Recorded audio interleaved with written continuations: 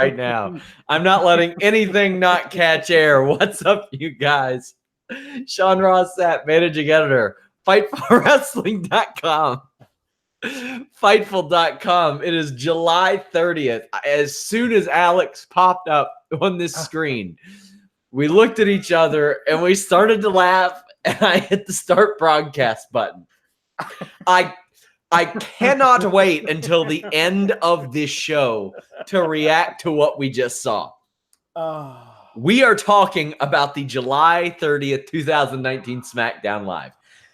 I'm going to get into some plugs. I'm going to put over Fightful Select. I'm going to tell you guys that our buddy, like when you subscribe to Fightful Select, you go to tier 2, you get a free shout out. Our boy Token Black Guy 09 on Twitter wanted his tonight, so he gets it in front of what I think is one of the greatest moments in the history of professional wrestling. The night that wrestling was revived, Alex.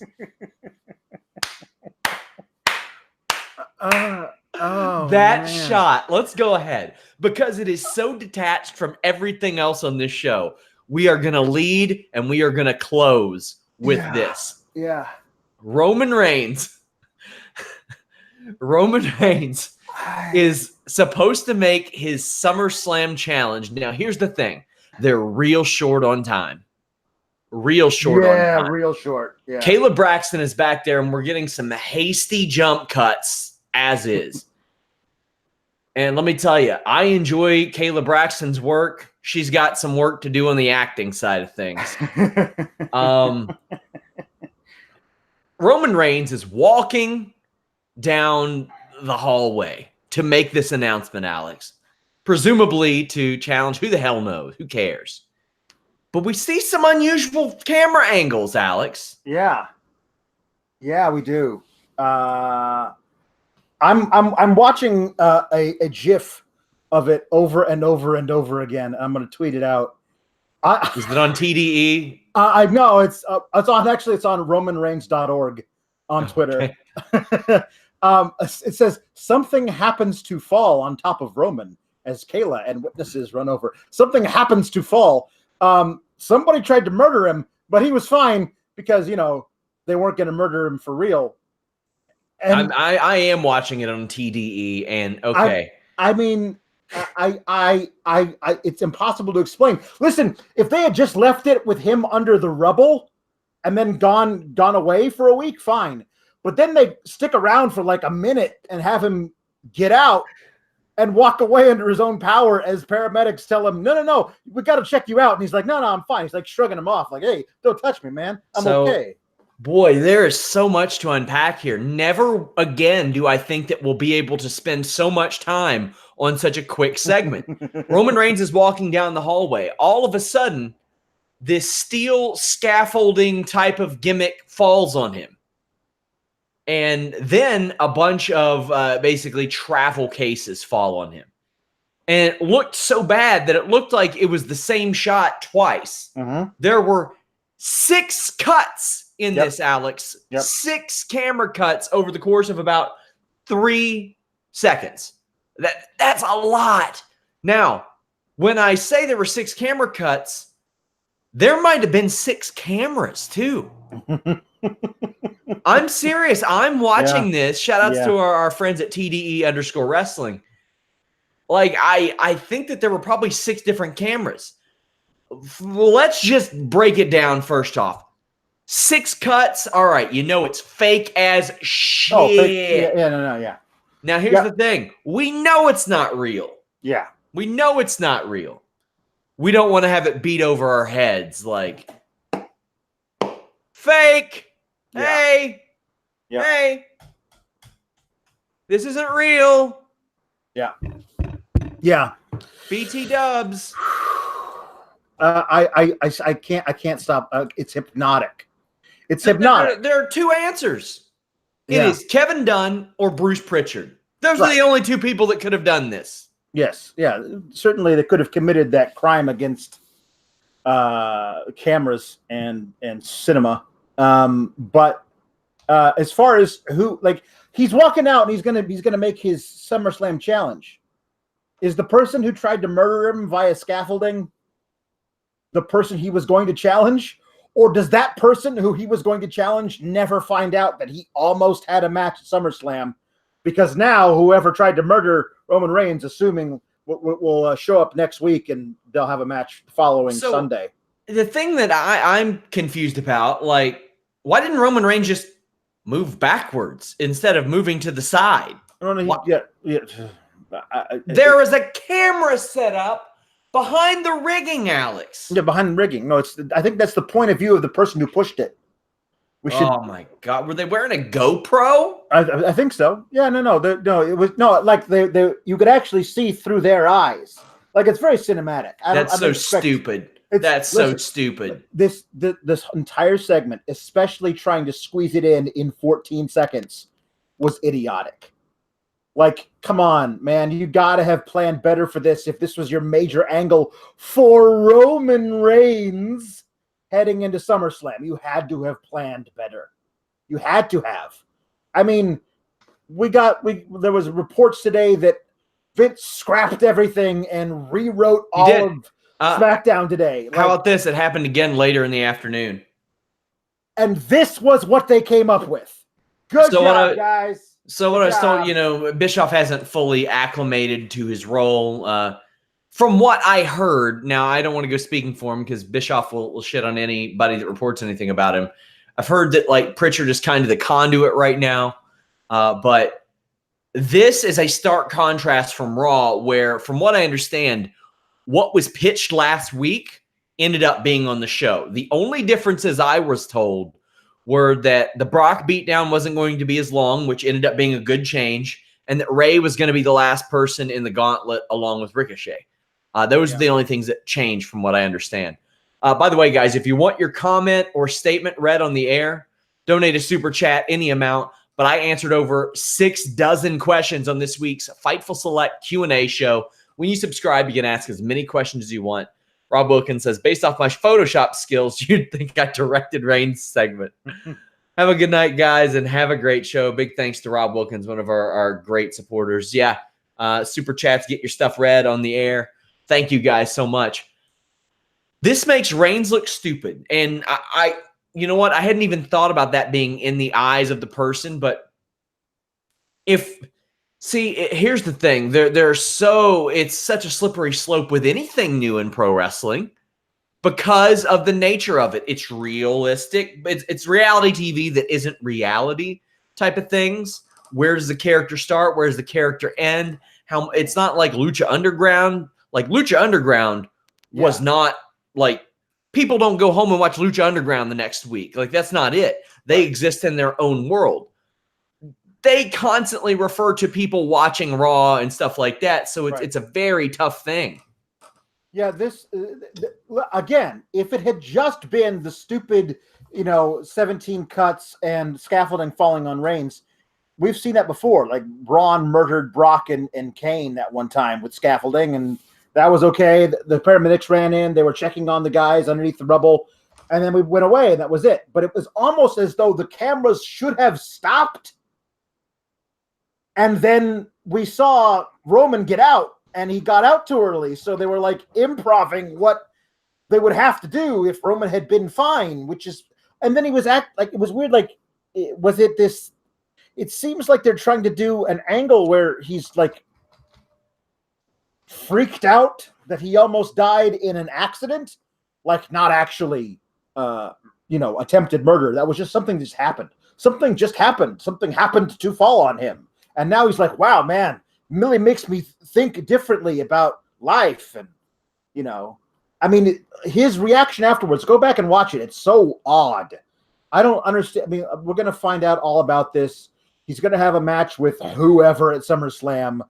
By the following Tuesday, we'll forget this ever happened because that's how they write their shows. But right now, it just seems so ridiculous. Oh, man. So we see him getting squashed.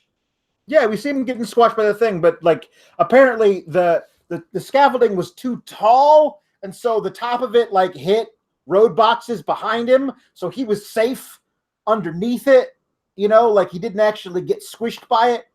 I mean, that's evidently what happened because he scooched out from underneath it in about 12 seconds. I mean, I don't know what that's supposed to accomplish. Like, I mean, was he attacked by a poltergeist? Like, what is this? I don't. Oh my God, man. People tell me that Reds got Trevor Bauer. Yeah, I saw they traded Taylor Trammell. Not too pumped about that. Bauer's great. Whew, man. Alex, this was not a 5-star segment, as they say. No. It was a 5-second segment, and that's the problem.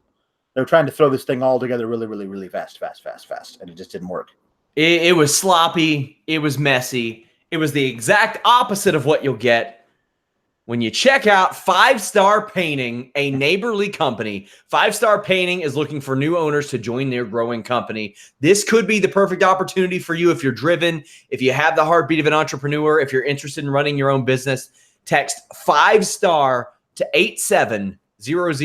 That's 5-Star to 87000 to learn more. You can start your own business with 5-Star Painting, and you can set yourself up for success by surrounding yourself with the best in the business and the best at business. You'll be your own boss, pick your own places, pick your own territory, set your own hours. That's one of the things that I love, is having a more flexible schedule. I'm able to do that with my job, and if you become a part of 5-Star Painting, this neighborly company, you will be too. You have access to all the best resources to help scale your landscape and painting business to meet your personal and professional goals. As a 5-Star Painting owner, you'll also be a part of the greater neighborly community, which has empowered like 3,700 different entrepreneurs to achieve their dreams and goals through local business ownership. I can tell you guys that I live in a community where when something like this gets going, a lot of us get behind it and support it. We love to support local businesses. And there are some that are involved in 5-Star Painting and neighborly that we also get behind. Every year, over 1 million customers are proudly served by one of Neighborly's 22 award-winning brands, including like Mosquito Joe, Glass Doctor, Mr. Rooter, and of course, 5-Star Painting. Check it out. Text 5-Star to 87000. People thinking I was going a different way with that plug. I didn't even set that one up. Sloppy and messy. I don't know where you could have gone with that one. Messy. I don't know where you could have gone with that one, Sean. Oh man. That segment, Alex. That was something. It was definitely something. That has not happened. I'm not sure what it was, but it was something. I honestly, it's the way he was strolling to Kayla with literally seconds left in the broadcast. It's just so odd.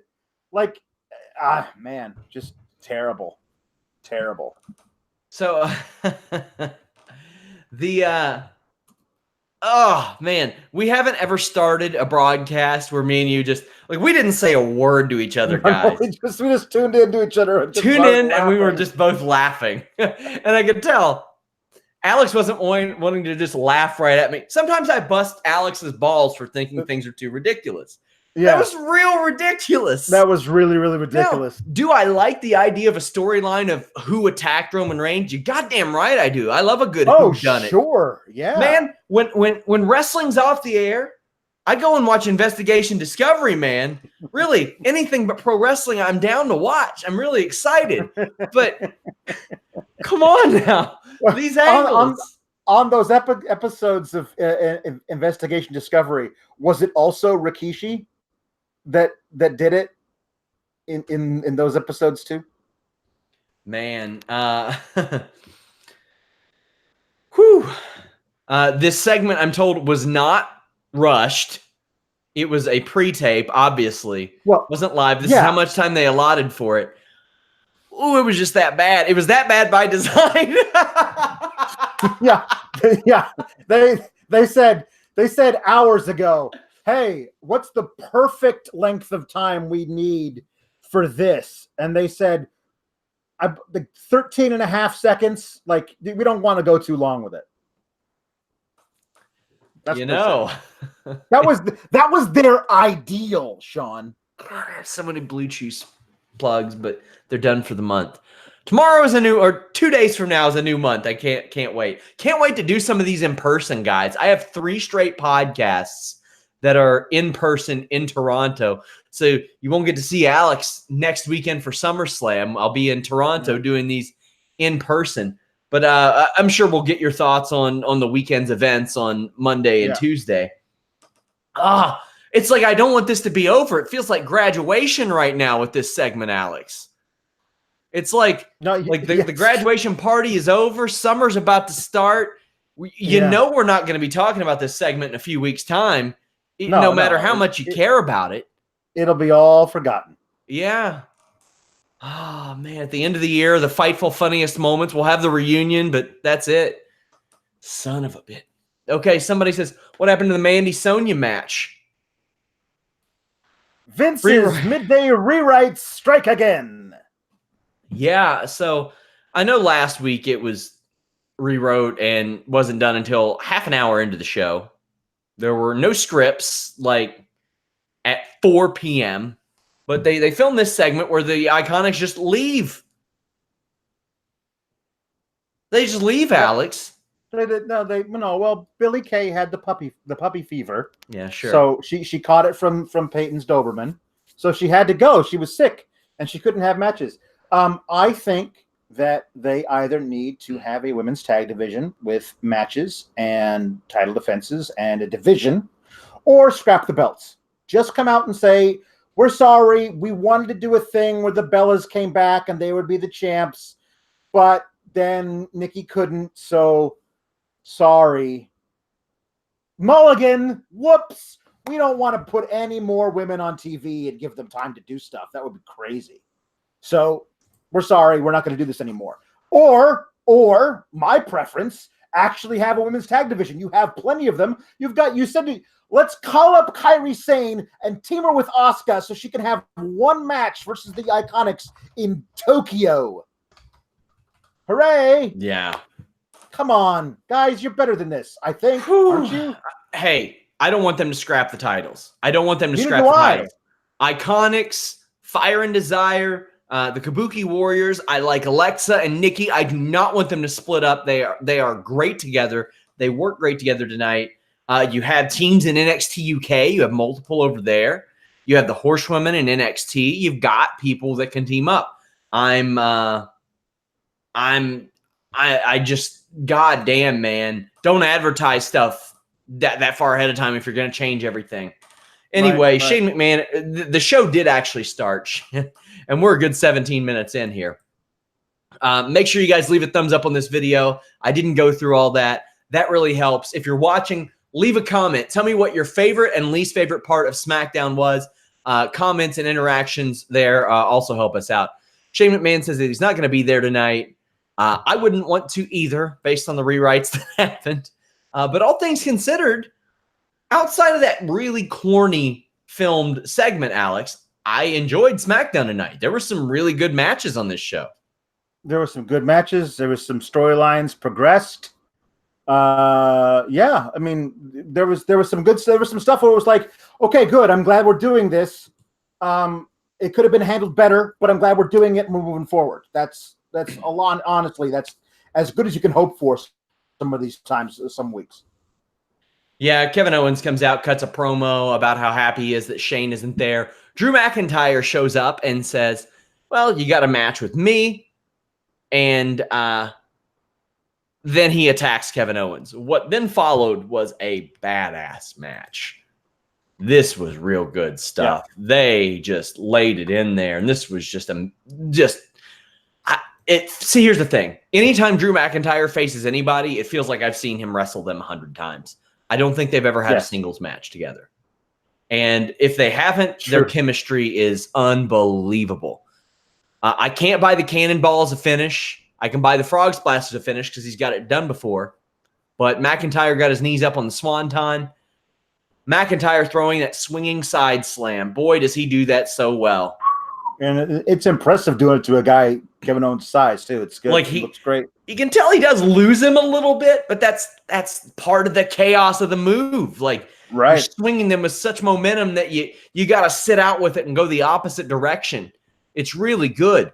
Then Owens does a sit-up or a sit-down pop-up power bomb. That ruled. Mm-hmm. That was amazing. Yep. Another great spot, a white noise falling backwards off the middle rope. This match was just a barn burner. Drew sets up Kevin on the announcer's table and then eats a stunner. I would have liked 6 camera angles of that instead of a light rig falling down. Yeah. Like, remember when Austin did that on the table and it's when The Rock had the camera on his shoulder? Yes. The good old days. KO rolls him back in the ring, super kick and a stunner to win. I mean, Kevin Owens, very protected. Drew McIntyre isn't. We have come a long way from last year when it looked like Drew McIntyre was ready to feud as a main eventer. Nobody can get all the way over. They're not very good at booking heels anymore. They are pretty good at booking baby faces these days. I'll give them that. Yeah, they're keeping those guys strong. I mean, sometimes baby faces look stupid, lose to distraction finishes and stuff like that, but they're usually very strong.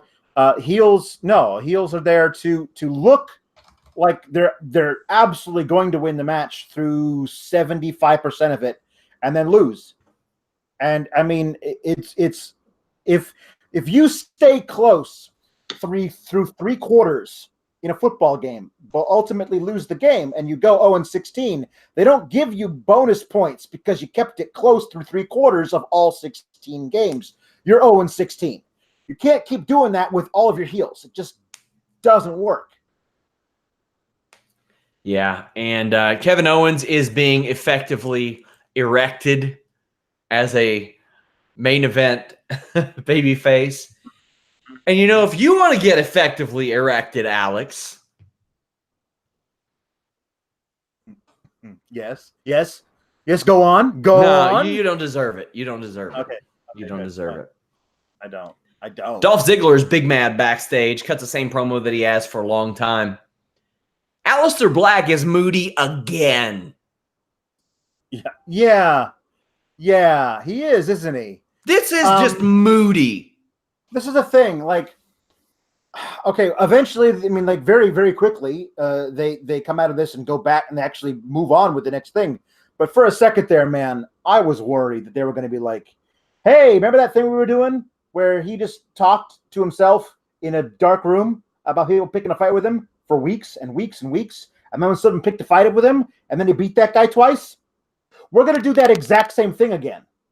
Like, I was like, you can't run that back, man. He's come out of the room. He can't go back in the room. By the way, I want to say, they did this weird thing where they showed his name in the weird hieroglyphs and then showed it in real, but it was like superimposed over itself, so it looked like it said Aleister Black. And man, I really like Aleister Black. Usually WWE likes to take names away from people. They decided to double his, so that's pretty good. That's got to be a good treatment there. Yeah, I don't need him talking backstage. It looks like we're blessedly going to move on and get a match that hopefully he should win without having to take off his vest. Sami Zayn's backstage, and he says that he needs to beat down Aleister Black to get him out of this mood.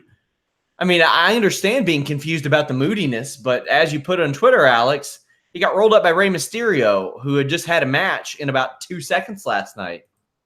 Like, Sami, I understand Sami being, coming out and doing like is what they're supposed to do, but like, you can't make us believe that Sami poses a threat to Aleister Black when you had Aleister Black like be all moody and everything. Then he came out and he soundly beat Cesaro like basically 2 nights in a row. And who's at this point on a higher playing level than Sami Zayn because everybody is. So Sami, like this absolutely should be the SummerSlam match that last year was Finn Balor versus Baron Corbin. Like, Sami Zayn ska dances down to the ring, ding ding the bell, Aleister Black without even taking off his vest, Black Mass 1, 2, 3. That should be it. Because like you haven't given us any reason to think Sami is a threat to anyone because of the way you've booked him. That's a problem. Like, you don't have any heels that are like upper mid card that might be a threat to somebody. because they always lose, especially Sammy. I just want you all to know I'm missing Yasiel Puig in a fist fight as he gets traded to another team to do this podcast. He is told that he is traded, and all of a sudden a fight breaks out at Great American Ballpark. I thought these were joke tweets I was reading. Nope. I'm going to break down this fight on Fightful.com. I used to do that. I'm going to do that some more. What the hell is going on? There's going to be less camera angles of this fight, this MLB fight, than there was of the Roman Reigns thing. This is true. The OC are backstage. They're happy about how SummerSlam is unfolding, but Daniel Bryan still refuses to say anything. There's not really a lot to say there. Do you think they have a plan? I mean, listen, they probably have a plan. If they don't have a plan and are just buying time until they figure out a plan, I wouldn't be surprised. But in the meantime, don't keep doing this tonight. For realsies this time, Daniel Bryan will have his announcement about his future. We know we said he would last time and we lied then, but this time, trust us. And he comes out and doesn't say anything. You can't just keep doing it. Like, please tell me, Daniel Bryan, you're showing up for this one time, pre-taping all 12 weeks of this crap, and then getting to go on vacation. Because you shouldn't have to show up to the arena every week if all you're going to do is look at Caleb Braxton for 6 seconds and walk away. That's a waste of your time, and it's a waste of our time, and it's a waste of airtime that could be given to people who actually might have a chance to wrestle. Stop doing this. Either do something or don't. I want to see Daniel Bryan make whatever choice he's going to make that's going to, be career altering. Let's do that as opposed to like holding off and like, putting us in suspense, which I know that you love, putting people in suspense, Sean. Alexa Bliss and Nikki Cross defeated Bayley and Ember Moon. Bayley warns Ember backstage to not try anything tonight. Why would this even get booked in a world? Why? I honestly don't know, especially the way they're going to do it. But I don't know. I mean, I thought we did this whole thing where like these guys aren't friends anymore because Ember like threw her to Charlotte last week and then hit an eclipse on her. Like, I think we've answered the question, can these two coexist? And the answer is no. And the answer is always also, why should they have to? They're having a match at SummerSlam. They shouldn't have to coexist. Why are you making them coexist? Why is this a thing that always gets asked about coexisting? Why is that a thing? Yeah. We get a commercial mid-match. Man, I miss these. I missed them so much. We come back to see Alexa and Nikki working over Bayley. Ember gets a hot tag, and it is one hell of a hot tag. But then, Alex, we find out how exactly Ember Moon fits into all of this. She hits an eclipse, but then she gets posted by Alexa. Twisted Bliss lands, and Alexa wins clean. There's really no chicanery here. She won this straight up.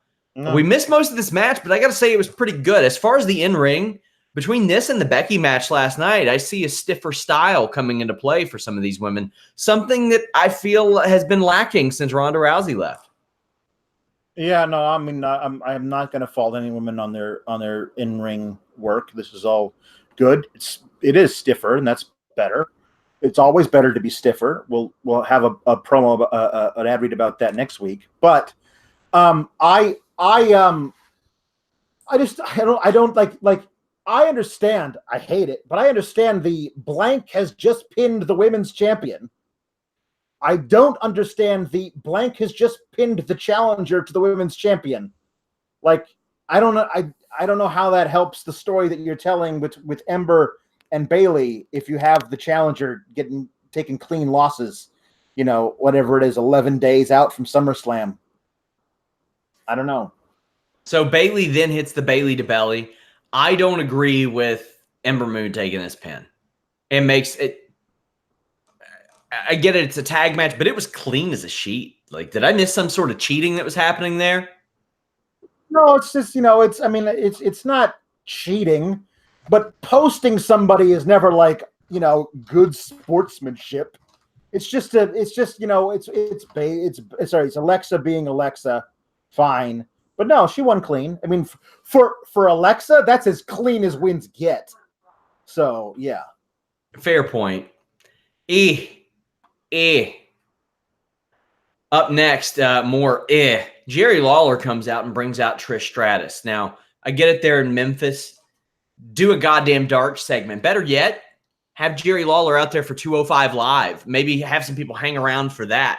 Maybe give the Hall of Fame rub to him. Do you know how weird it is and fake it is to just be like, hey, Trish, do you want one more match? Trish, oh, gee golly, I know I wrestled 3 times last year after I had my last kid, but I'm a mom now. Wow. What the? Incredibly sweet. When they announced this was happening, Jerry Lawler will interview Trish Stratus. I'm like, well, I know. I mean, I said to myself, why is this happening? And I mean, I know why it's happening to set up the Charlotte match, but that's not why it's happening. Like, why is it happening? Give me a kayfabe reason why Jerry Lawler is interviewing Trish Stratus of all people. Pardon my language, and we don't really have the super chat today to support this, but why the fuck is Trish in Memphis? No, like that's the thing. Why would she be in Memphis?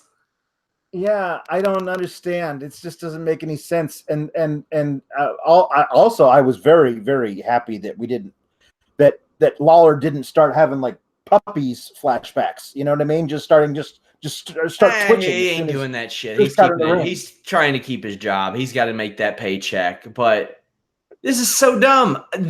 I would have much rather Charlotte came out last week and said, I challenge Charlotte, or I challenge Trish Stratus to a match. Then have Trish Stratus here to answer the challenge. Maybe she says no, I'm done. And then Charlotte goads her into it. At least you have a reason for Trish Stratus to be in the country. Wow. Yeah. This will be Trish's first singles match since Vicky Guerrero in March 2011. And they just got to wedge Lawler in because of Memphis. But like I said, man, just have him on 205 Live and do a talking segment. Maybe that'll cause some people to hang around. Yeah. Dolph Ziggler versus Balor. Now, before this, we had seen, I don't know if it was before or after, but we saw a Firefly Funhouse. And it was the Rabbit kind of talking up the Finn Balor thing. Did he say he was a fan of Finn Balor? I believe he did. No. Oh, Ramblin' Rabbit is Finn Balor's biggest fan. There we go. Yeah. So Bray Wyatt emerges angry. He's chasing him around like he's a mouse in the house. I love that. Thank you for Joseph Farley for the demonetization insurance. One of our good friends here at Fightful. But Bray Wyatt emerges. Boy, he fits this role real well, doesn't he? Yeah, no, it's perfect for him. Yeah or no, Alex? You said both. Which is it? It's yes. Okay, thank you. So this match doesn't last that long until the lights go out. There's a commercial, a Dolph attack during the commercial. Finn Balor takes over during the break, hits the Eye of the Hurricane.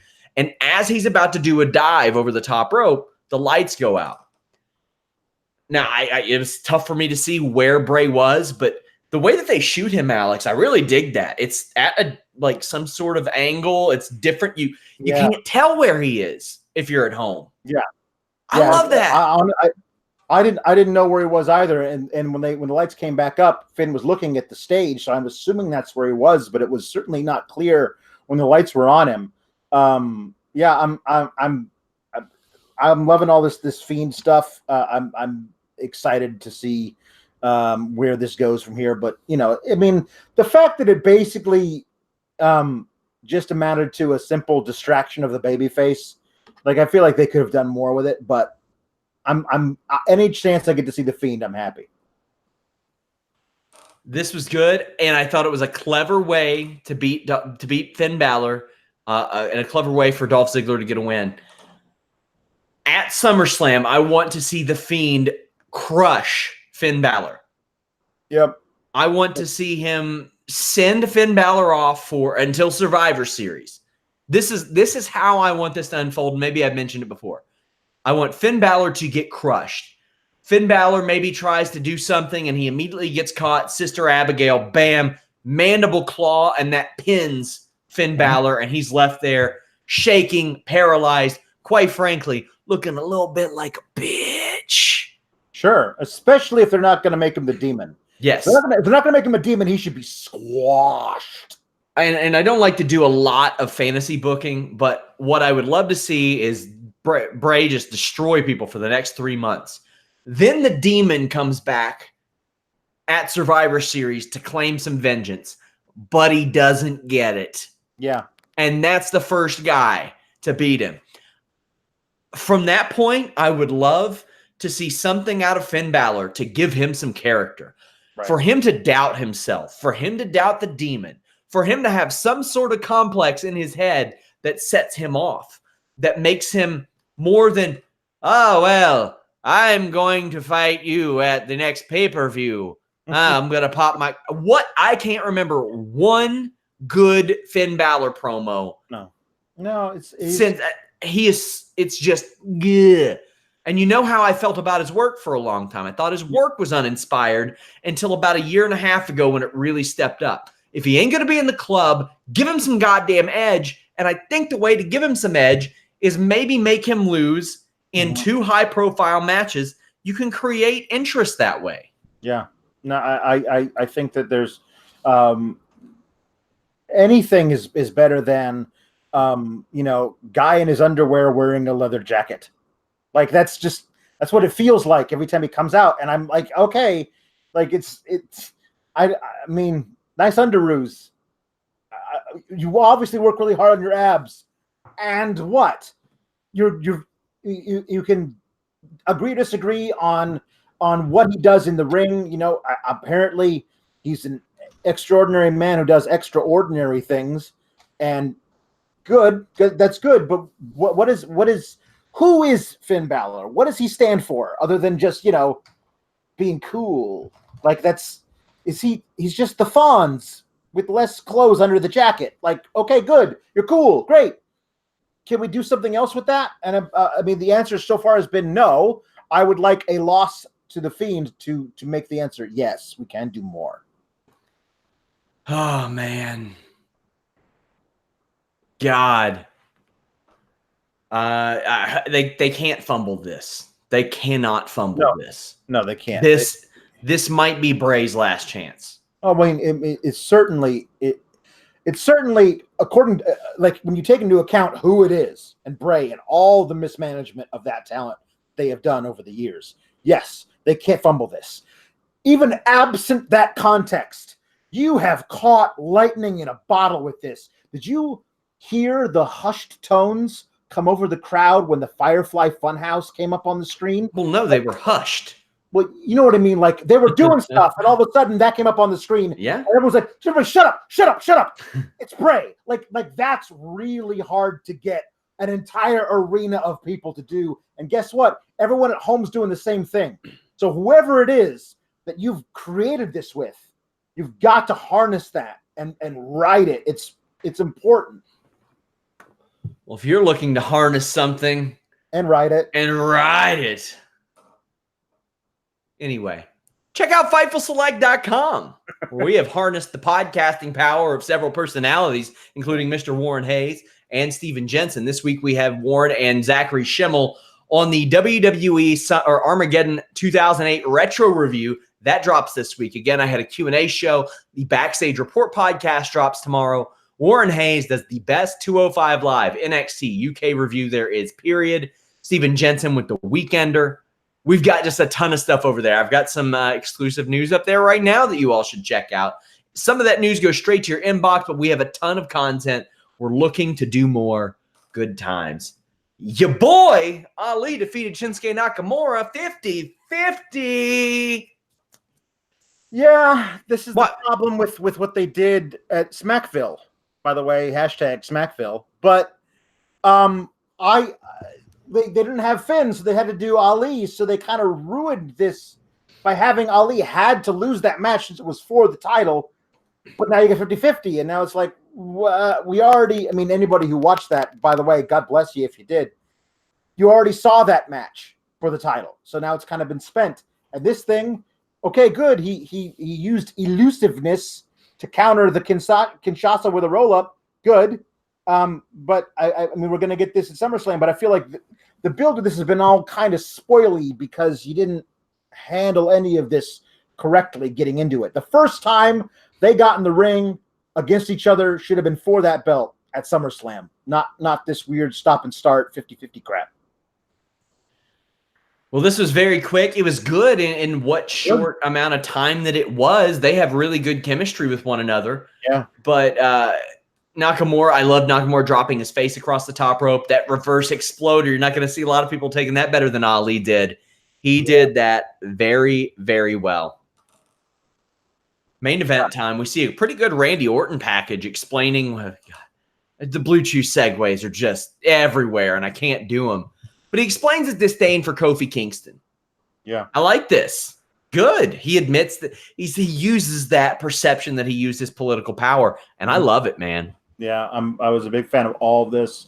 Them really leaning into that, to that history, that even if it's only a perceived history, like, but really like leaning into it, it's excellent. All of that is so great. And I love that he admits, listen, all I had to do, because I was a legacy, no pun intended, was show up and be me, and they gave me titles. They gave me opportunities that I won, and meanwhile Kofi had to come and pretend to be something he wasn't, and be the guy who loves to have fun to get any kind of attention. And yeah, I didn't like that, and that's good. Cut and dried. This is the best Randy I've seen in years. The best iteration of who this guy can be. Just arrogant and a total dick, and it's perfect. I love it. Don't ruin this. Let's keep on with this. I also love them being very pointed in.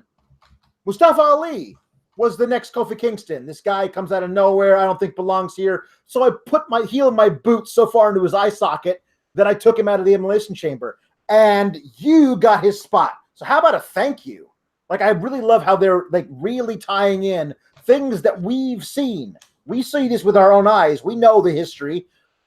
When you don't talk about it, we're like, well, what about this and this and this? When you do talk about it, it's like, thank you. You're actually using everything that's come before as a pretense to what comes next. And that's good storytelling. Avery Dunn, thank you for the super chat. Says, best Randy in years, maybe a decade, no hyperbole. I'm with you. I can't think of a time I was more interested in Randy Orton since maybe he was punting people in the head.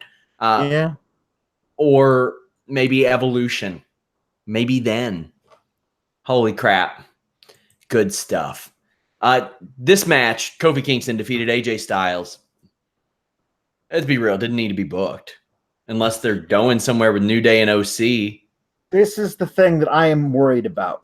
Them positioning the OC as the New Day equivalent on Raw with, the Good Brothers holding the titles and AJ Styles being the U.S. title holder, seems to me like they're planning to have the actual top title on Raw not be around for a while. And so AJ is going to be the equivalent of Kofi Kingston because he'll be the top singles title holder on Raw for a while. And that I don't need to know want to know the implications of that. That's not good. Well, he's not Kofi's equal tonight because Kofi beat him. That's true. And Kofi is just one of the most fantastically booked champions I've seen in a long time. He's had his few situations, but I mean, we're talking like 3 defeats since February. That's pretty good. 5.5 months, you're rocking with 3 times you've been pinned or submitted or stopped or something like that. Yeah. I mean, there are still naysayers that it's hard for me to understand like why people would look for a reason here. I mean, Kofi has cut pretty good promos. He's had interesting programs. He's had some guys that, quite frankly, have been held in the same position forever. He hasn't had the best feuds because that's how WWE has traditionally booked guys like that. Look at Daniel Bryan after he won. He got Kane. Look at Chris Benoit after he won. He got Kane. Mm-hmm. Like, that's just a situation that they tend to do right after WrestleMania. Kofi is getting great reactions from the crowd. He's still over. The crowd still cares about his matches. And he's booked really, really well. Yeah. He's never out of his depth. He's really, really good. He screams champion to me. Now, a lot of people will still do why does he throw pancakes around? I mean, it's not only that. I mean, to a lot of people, he doesn't, and I'm not even talking about the history of race in this company. I'm talking about just body type wise. He doesn't look like a champion to a lot of people who still have that. Like, but let's be honest, race wise, too. I mean, I'm saying like there's that is absolutely a factor for some people, unfortunately. But separate from that, if that man had zero melanin in his entire skin, that's it. Just a white guy who looks like that with his concave chest and like it doesn't work for some people. You'd have those idiots that would be like, hey, he looks like a middle schooler. He's 6'2", 220 pounds, but he looks like a middle schooler. I bet I could outbench him. Oh my God. I remember those guys exist. I wish I would have remembered. I remember somebody saying that about a wrestler on Twitter, and I think it was maybe Ezekiel Jackson that was like, I've never benched a day in my life, so he could probably outbench me. I can't remember who it was about, but it was like something about that type of argument. It might have been Brian Kendrick or something. Somebody bring up something about him. And he was like, I don't bench. It's worthless. Who cares? Like, has MMA not taught us anything? Yeah, like, no, it hasn't. To answer your question. To a lot of people. I've had to show people, because I mean, let's be honest. I had a show with a guy back in the day who would really scream that they don't look like wrestlers. They're too small. And I'd be like, my God, man. Ikushi Minowa made his career beating the asses of people bigger than him. Kazushi Sakuraba, Genki Sudo beat the living shit out of Butterbean, who knocked out one of the toughest WWF wrestlers at the time in no time flat. Bart Gunn was running through everybody in shoots. Butterbean knocked out him, and then Butterbean got beat by a guy who looked like a child. You just never know. Yep. This was a good match between two guys that have had to fight that stigma for a long ass time. And for Kofi, he's had to fight even more than that because of racist assholes. Yes. And I'm not saying that everybody that still detracts from Kofi is a racist asshole, but boy, let me tell you, there's a plenty of them. Yeah, and I know there are going to be people that say, well, keep your political feelings out of it. That ain't political. No. That ain't political. I had somebody last week saying, Sean, keep your political feelings about Saudi Arabia out of this. They murdered people. That ain't political. Yeah, no, that's not political. Listen, the Kofi and AJ together, they worked really great. The match itself was fine. Was really, really good, actually. And the finish was outstanding.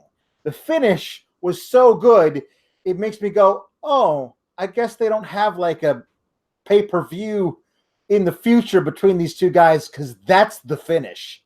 That's the best finish you're going to come up with. A perfectly landed Trouble in Paradise to counter a phenomenal forearm.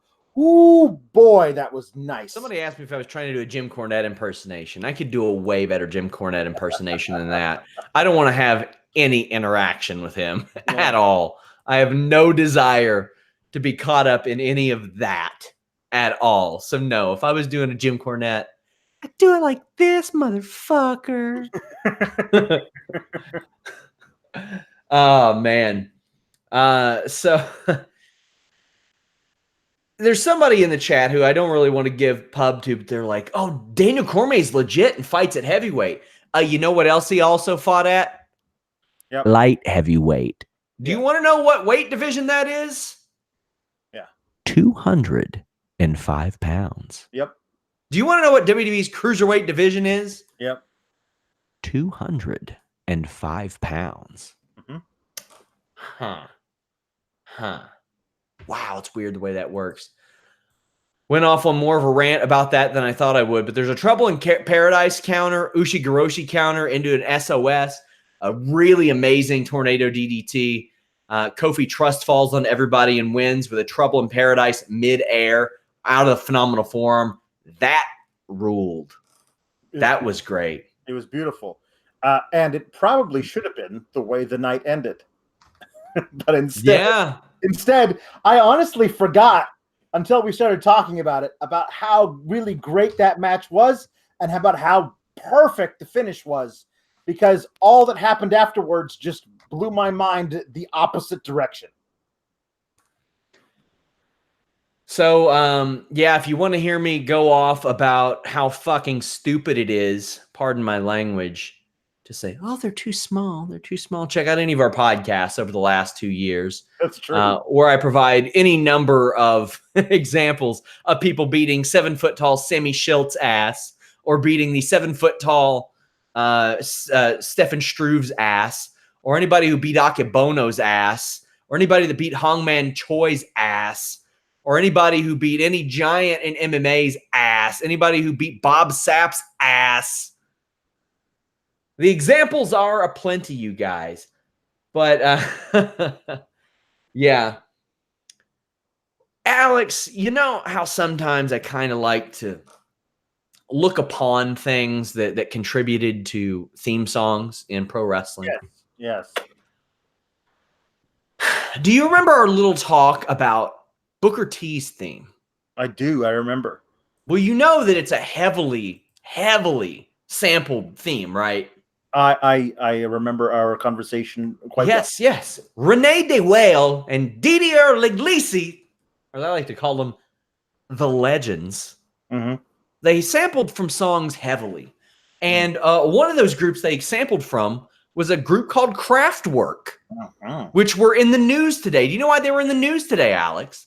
They won some 20-year-old case or something about... Yeah, you saw the tweet. They won like a 20-year-old case based on sampling, which made me think, you know what?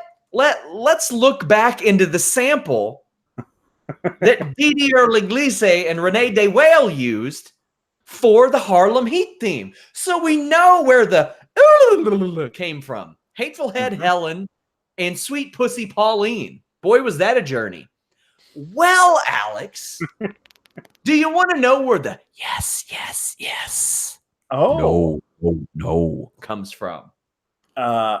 Please tell me. It is a Kraftwerk song titled Sex Object. Are you ready for this, Alex? Please. Here are the lyrics. Yes. No. Yes. No. I don't want to be your sex object.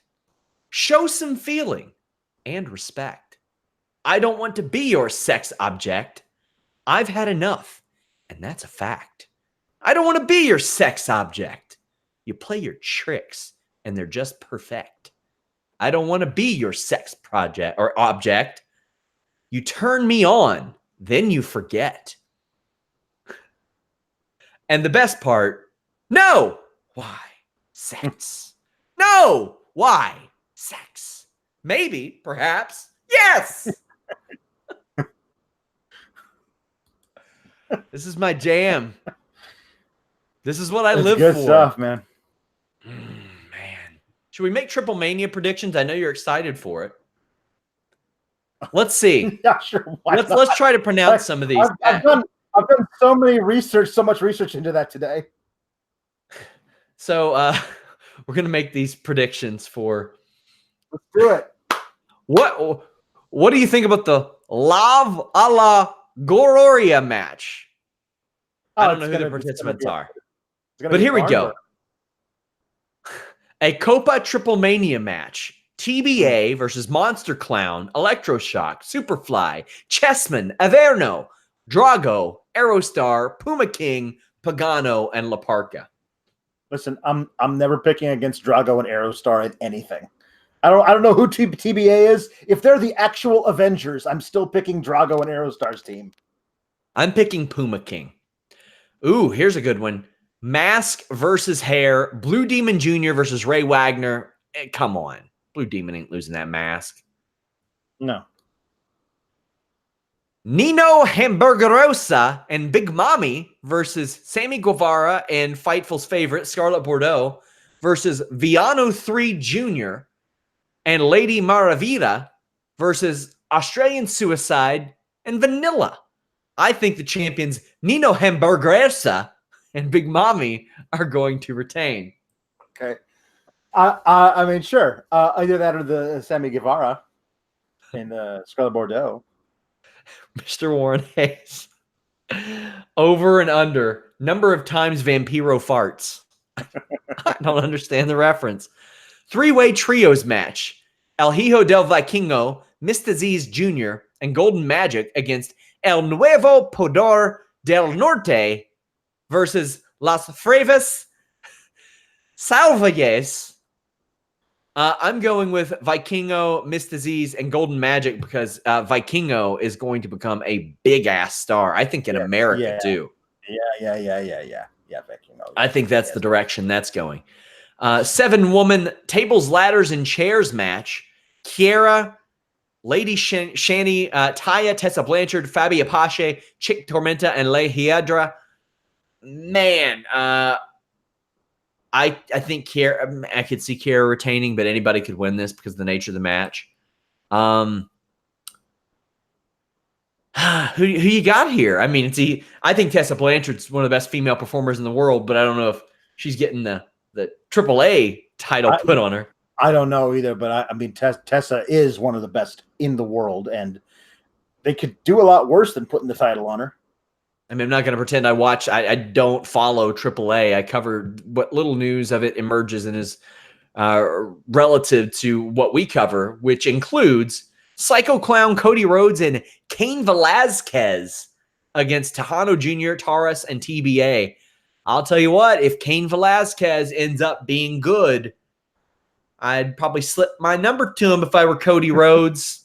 Oh, yeah. Especially considering who WWE's top dog is, Brock Lesnar, and considering the fact that Cain Velasquez beat that ass. What's a fun time? Yeah. If Cain Velasquez isn't an absolute dumpster fire, AEW needs to come call on to him just so they can say, oh, you know that guy who they decided is more important than anything else in the WWE? Yeah, our guy beat the hell out of him. Okay, Warren said Vampiro farted audibly last TripleMania. Okay, yeah, somebody says you need to watch Everything Wrong with TripleMania. Yeah, I watch TripleMania every year. I'm going to watch this show. And I covered one a few years ago for Wrestling Inc., and it was so bad. The worst match that I've ever seen on major live wrestling was on that show. It was the one with, I think it was the Villanos. Oh, God, it was so bad. Laredo Kid and the Lucha Brothers against the Elite. Come on, Laredo Kid and the Lucha Brothers are getting this win back. Yeah, absolutely. Man. So that's our podcast this week. Alex, this is the end of the Google Hangouts era. I know, man. We have so many good memories of the Google Hangouts era.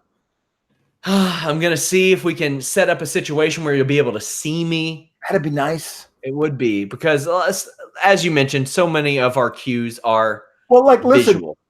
How did the podcast start tonight? Yeah, with us looking at each other. We looked at each other, started laughing, and said, okay, we're starting the thing right now, and we're going to talk about this thing that just happened. If we couldn't see each other, I don't know if either one of us would have started laughing. We may have, let the wonderfulness of that Roman Reigns moment dissipate into the ether before we actually had a chance to talk about it fresh in our minds. So, I mean, we got to figure out some way of being able to, look into each other's eyes deeply and decide what we're going to talk about, I'm sure. Well, guys, if you all don't mind, please leave us a thumbs up. Please subscribe. That stuff really helps us. It lets YouTube know that you all are watching us and that you all like us. We are back for Listing Your Boy on Wednesday. But, hey, over on Fightful Select, that's the most direct way to support us. We've got 4 or 5 different more podcasts this week. Thank you guys so much. Until next time, we're out.